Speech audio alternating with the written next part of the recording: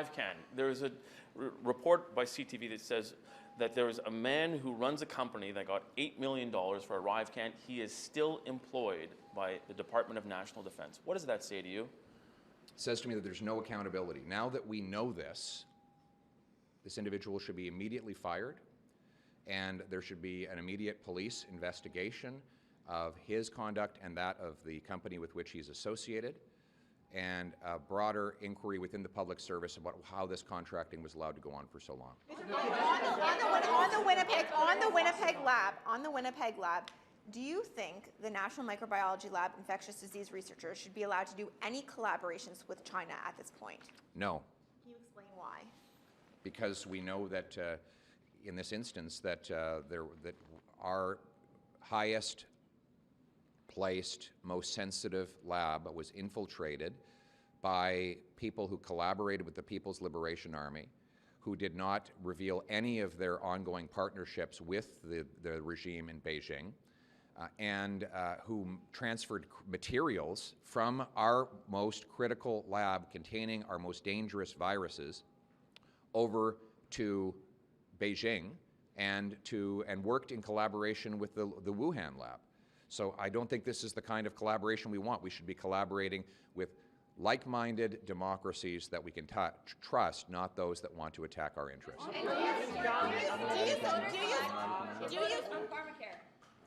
So as Mr. Poilievre has said, the government's own documents have confirmed that the national security breaches at the Winnipeg lab represent a very serious and credible danger to Canada and a realistic and credible threat to Canada's economic security. As Mr. Poilievre has also said, in the government's own founding document, Open and Accountable Government, the Prime Minister alone is responsible for the machinery of government, and the Prime Minister has a special responsibility for national security.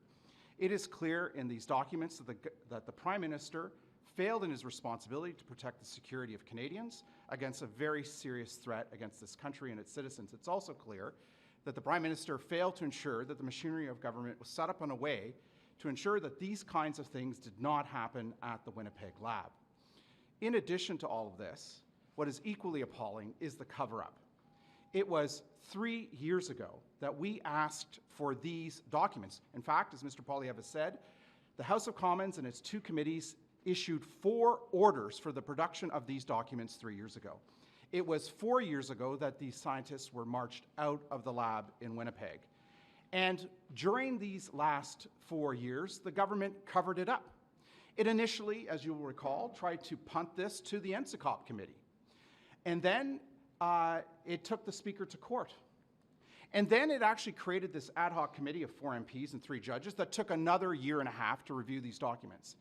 So this has been a massive cover-up on part of this government, and it's particularly appalling in light of the fact that this is a government that came to office promising greater transparency. We have seen anything but. In fact, it has been said by information commissioners that we've seen a reversal in transparency on part of this government, probably one of the worst reversals in modern government, Canadian government history.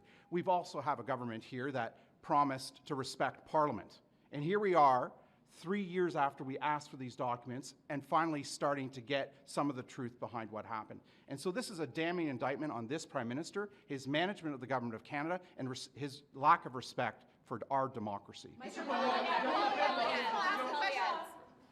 morning, everyone. Canadians need to know that 2 scientists with deep relationship with many institutions inside the People's Republic of China infiltrated Canada's top microbiology lab in Winnipeg. While there, People's Liberation Army scientists from the Academy of Military Medical Scientists, which is charged with biology-enabled weapons, were able to gain a secret security clearance which gave them unfettered and unsupervised access to the laboratory and to the computer-based science network. This is a travesty and a breach of security at the highest levels that cannot be tolerated.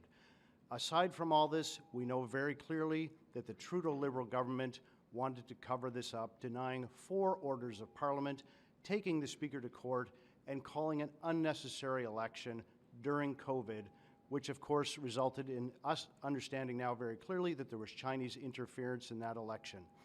Canadians need to know also that this was not a national security threat cover-up. It was a cover-up to avoid political embarrassment. This is an embarrassment to our country, and Canadians also need to know who is going to be held responsible in this Sunny Ways government. Who covered this up? Who is at the head from a political nature? Why did they cover up for so long? And when will someone, such as a minister or a prime minister, be held responsible on behalf of all Canadians? I thank you. Just one more thing we just want to add to this is as we actually look at this and you think about the documents that we all took a lot of time last night going through and the cover-up that we've been going under for the last 3 years because of Justin Trudeau and his corruption and his cover-ups. We got to remember that if you look at page 97, paragraph number 5 in the CSIS document, it says, and this is where this gets really critical here when it comes to our national security, the Academy of Military Medical Sciences of the People's Liberation Army of the People's Republic of China and has offensive chemical and biological weapons capabilities. As per China's key national research and development priorities is to support national defense research projects by transforming the results of basic civil research into military applications. So although you have Justin Trudeau not at all concerned about our national security, more concerned about his political embarrassments, us as Conservatives under Pierre Poilievre want to make sure that we continue to go out there and support our national security and make sure that this never happens again. We don't know exactly what materials, technology, viruses, and other biological things that are in that lab were actually turned over to the PRC and to the People's Liberation Army. We know that they're interested in weaponization. And so we cannot have these biological weapons created in China and used against us here in Canada or our allies. You want to talk about an embarrassment. This is a national embarrassment. It's an international embarrassment, and our own national security is at risk. Let me just say that this is a national security failure on the highest level. The head of the unit at the Winnipeg lab responsible for pathogens was collaborating with the foremost expert in the PLA with respect to biodefense and bioterrorism. And through it all, the Prime Minister was less than transparent with Canadians, and he covered it up. And the question is, who bears responsibility? And the answer to that question is very simple. Justin Trudeau bears responsibility. The buck stops with Justin Trudeau. As Prime Minister, he has special responsibilities for national security, and he has a lot to answer for this colossal failure that occurred under his watch.